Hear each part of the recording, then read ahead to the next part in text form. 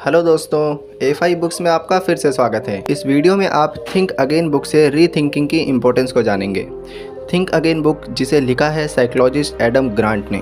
आपने ऐसे कई लोगों को नोटिस किया होगा जो बचपन में डॉक्टर या इंजीनियर बनने का सोचते हैं। उनकी एकेडमिक प्लानिंग भी उसके अकॉर्डिंग होती है और स्टडी कंप्लीट होने के बाद अच्छी जॉब मिल भी जाती है, लेकिन वो कुछ सालों बाद अपने काम से बोर होने लगते हैं। ऐसे में फिर भी उस काम को छोड़कर मनपसंद का कुछ नया ट्राई करने से घबराते हैं।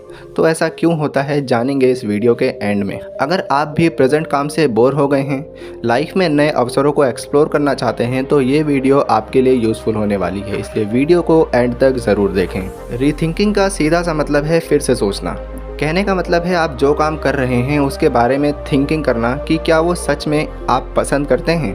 इसके अलावा अपने काम करने के तरीके को सोचना कि क्या उस तरीके से काम करते हुए फ्यूचर में भी डिज़ायरेबल गोल्स को अचीव कर सकते हैं। इसी तरह रीथिंकिंग का प्रोसेस आपको दोबारा सोचने के लिए इंस्पायर करना है। रिसर्चेस में साबित हुआ है कि 90% से ज़्यादा लोग इन 3 माइंडसेट से इन्फ्लुएंस होकर लाइफ में डिसीजंस लेते हैं। इनमें सबसे पहला है प्रीचर माइंडसेट। ऐसा तब होता है जब हमें लगता है कि सामने वाला हमारे बिलीव्स को चैलेंज कर रहा है, इसलिए खुद के बिलीव्स को सही साबित करने के लिए हम बस जल्दी से डिसीजन ले लेते हैं। दूसरा है प्रोसिक्यूटर माइंडसेट। इससे सोचते टाइम हम ये मानते हैं कि मैं पूरी तरह ठीक हूँ और सामने वाला गलत, इसलिए हम अपनी ही धुन में रहते हैं। इसका परफेक्ट एग्जाम्पल रिलीजियस डिबेट्स हैं। रिलीजियस डिबेट्स में आपने देखा होगा कि हर रिलीजन के लोग अपने अपने धर्म को सही साबित करने की पूरी कोशिश करते हैं। अगला है पॉलिटिशियन माइंडसेट। बेसिकली इसमें हम दूसरों को अपनी बातों से कन्विंस करने की कोशिश करते हैं और उन्हें अलग अलग तरीक़ों से भरोसा दिलाने की कोशिश करते हैं कि हमारा पॉइंट ऑफ व्यू पूरी तरह से ठीक है, इसलिए उन्हें भी इसे मान लेना चाहिए। लेखक ने रिसर्चेस में पाया कि इन तीनों माइंडसेट से डिसीजन लेने में प्रॉब्लम यह है कि कभी कभी तो हम भी पूरी तरह श्योर नहीं होते कि हमारा नज़रिया ठीक भी है या नहीं, और ऐसे में उससे दूसरे को कन्विंस करना तो मुश्किल हो सकता है।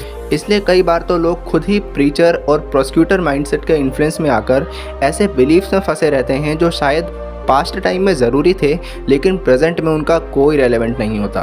तो इससे बचने के लिए आप साइंटिस्ट माइंडसेट से सोचें और डिसीज़न लें। साइंटिस्ट की तरह डेटा के बेस पर डिसीजन लें और रियलिस्टिक होकर सोचने की आदत डालें।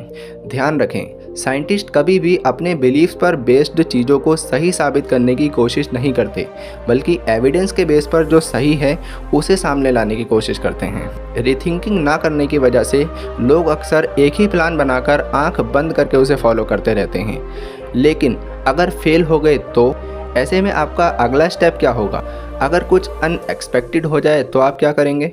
प्रीचर, प्रोसिक्यूटर और पॉलिटिशियन माइंडसेट के लोग इस पर ध्यान ही नहीं देते। वो बस एक गोल सेट कर लेते हैं और उसके लिए स्ट्रेटजी बनाकर आगे बढ़ते रहते हैं। ऐसे में अगर फेल होते हैं तो स्ट्रेटजी बदलने की बजाय बार बार अपनी उसी पुरानी स्ट्रेटजी को ठीक करने और उसको सही साबित करने की कोशिश में लगे रहते हैं, जिसका रिजल्ट ये होता है कि एंड में उन्हें हार का सामना करना पड़ता है। इसलिए हमेशा दूसरी स्ट्रेटजी साथ में लेकर चलें। रिसर्चर्स ने जब इस बारे में पता लगाया कि क्यों बार बार फेल होने के बावजूद लोग एक ही स्ट्रेटजी से चिपके रहते हैं, तो उन्होंने पाया कि ऐसा सन कॉस्ट फैक्टर की वजह से होता है, जिसका मतलब है कि जब लोग एक ही स्ट्रेटजी में अपना काफ़ी सारा समय, पैसा और एनर्जी लगा देते हैं तो दूसरी स्ट्रेटजी अपनाना पहले के नुकसान जैसी लगने लगती है, इसलिए उससे अटैच्ड हो जाते हैं और उसे छोड़ नहीं पाते। तो इससे बचने के लिए आप दिन में कुछ समय रीथिंकिंग के लिए निकालें। उस समय रियलिस्टिक होकर सोचें और डेटा के बेसिस पर उस स्ट्रेटजी पर काम करने या ना करने का डिसीजन लें। तो दोस्तों, इस वीडियो में आपने रीथिंकिंग की इम्पोर्टेंस को जाना। मुझे उम्मीद है कि आपने इसे समझा